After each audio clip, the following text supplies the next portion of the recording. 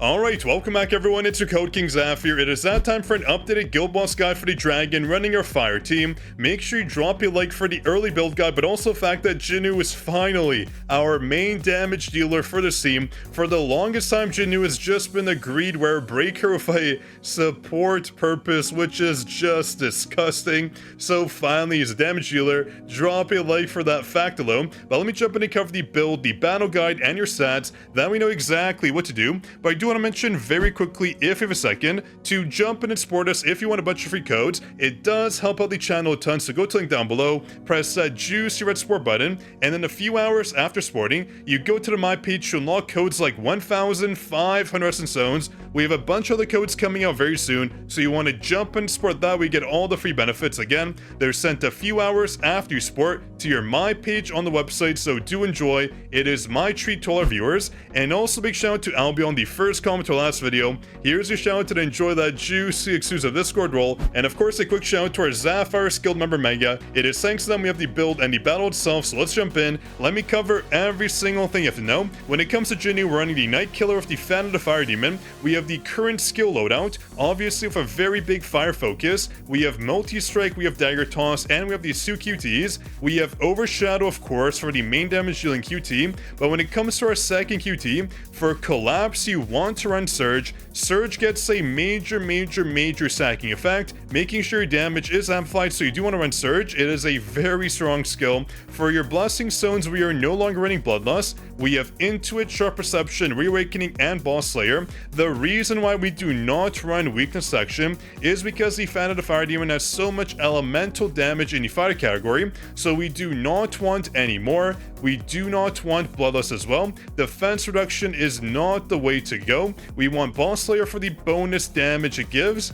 And when it comes to our Blessing Stones in the defensive category, we want Aggressive Offense and Life to ensure we proc the Guardian set when it comes to Gina, so keep that in mind, of course. And when it comes to artifacts on JINWOO, obviously for the dragon, we are running the arm set to ensure we get the reduction in the target's offense. We ignore 18% of it, which is huge. That bonus alone makes the set so worth it. So you want to run the arm set and of course the expert set. This ensures we get so much more bonus damage coming in as the matches progress. A 160% attack increase is huge. And when it comes to your stats, very simple. On JINWOO, oh, the date changed. Give me a second here. As I was saying, when it comes to JINWOO and your stats, you do want to make sure you have 220 intelligence. If you have the transcendent version of Intuit, if you have the legendary version, you want to run 200 to maximize on the passive. And the reason why we're running Intuit is because when it comes to Night Killer, our attack is reduced. Watch, we have 50,400, but if I equip an SSR weapon, we gained around 3,000 plus attack.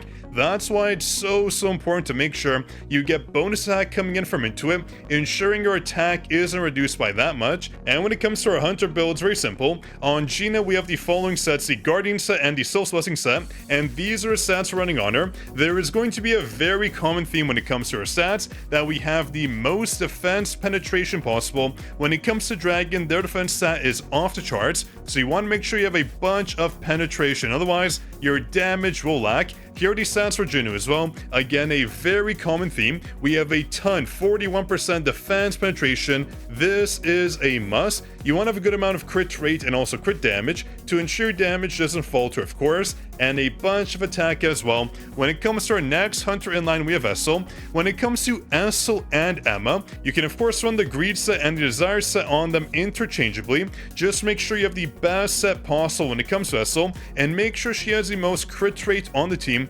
because we want her weapon passive to apply on her. She deals so much damage being on Team A, she gets all those buffs coming in, so giving her the bonus attack is a must, keep that in mind. But again, you can interchange the two sets. If you have a better Desire set for, let's say, Emma, when it comes to the attack category, please run it. And of course, if you have a better HP set when it comes to Greed, run it on Emma to ensure her damage is maximized as well. And these are Hunter stats. When it comes to Essel, same thing, you want a ton of defense penetration. That is the main stat you want to maximize. When it comes to Emma, same thing. We have a lot of defense penetration. Obviously, not every stat can be the best. It is very hard to build these hunters properly. Just ensure you try to maximize your stats where possible. On Emma, we do want HP coming in. And when it comes to Team B, same thing. We do want these builds on them. We want the arm set and the obsidian set when it comes to Yusohyun. These are stats for you. Obviously, an absolute ton of defense penetration. Same thing yet again. When it comes to Cha, we do want the curse set and also the extra set. That'll ensure damage does not falter. This will maximize the damage she deals. And of course, again, we do want a ton of defense penetration on her. When it comes to Libora, her stats don't matter. She is not there to deal damage. She is there to supercharge our hunters with the Chaotic Wish, and also just to make sure they don't die. The Chaotic Wish is very good because of the heal it does provide. It's not too much, but it does help out just a little bit, right?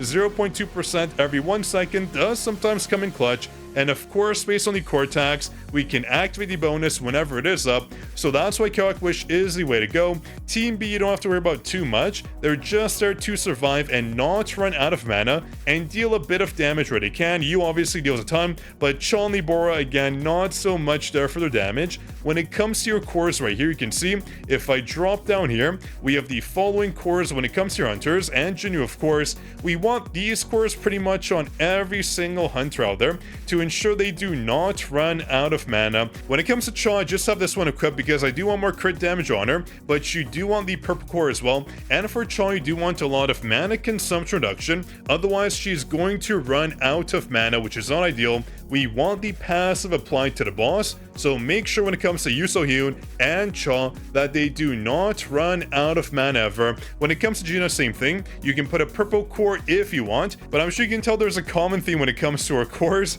We are running this core right here for the 5% attack increase, and this core for the mana consumption reduction. This core on Emma does work out just because when it comes to Emma, she activates her ultimate a ton, so this core ensures she gets the 20% crit damage bonus, which is nice. But that covers everything when it comes to a build. We cover the Blessing Stones, the skills, the runes, and more. When it comes to runes, though, I do want to mention, you can swap out the multi-strike core if you have this core right here to Mythic. When it comes to Sonic Stream, Sonic Explosion, this skill is very strong, but the damage result will not be the same. Surprisingly, I know. When it comes to multi-strike, the damage is more, so make sure if you want to maximize on your damage, multi-strike is the way to go. It'll ensure your damage does not falter at all on JINWOO. But if that's, let's jump in and cover the battle itself. That way, you know how to jump in and battle Dragon to make sure you absolutely stomp them. Now, when it comes to battle itself, there's only a few tips I do want to mention. Number one being, you do have to spam your skills non-stop when it comes to JINWOO.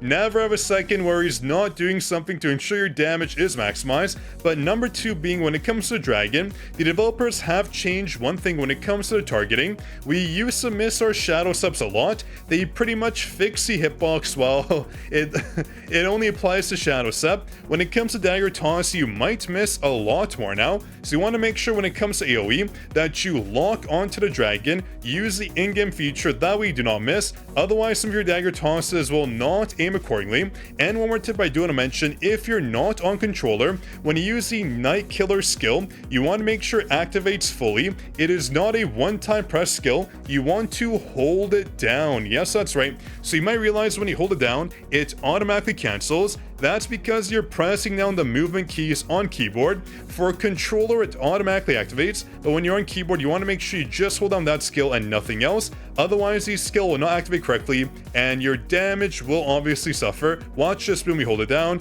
That is the way to do it. So that's pretty much it for the battle tips. Otherwise, you're pretty much just there to spam non-stop. Get as much damage as you can. With all those buffs, JINWOO is going to deal a lot of damage. So let me jump in and play the actual battle here from the start. That way we know exactly what to do, and you can jump back and forth and follow the steps to ensure you get a solid score, of course. On that note, this is CodeKing's signing out. I'll catch you in our next juicy video, so make sure you support us and subscribe and drop your like for more content like this.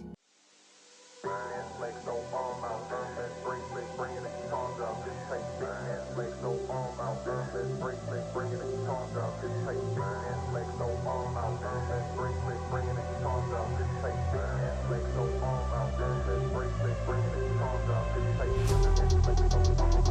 it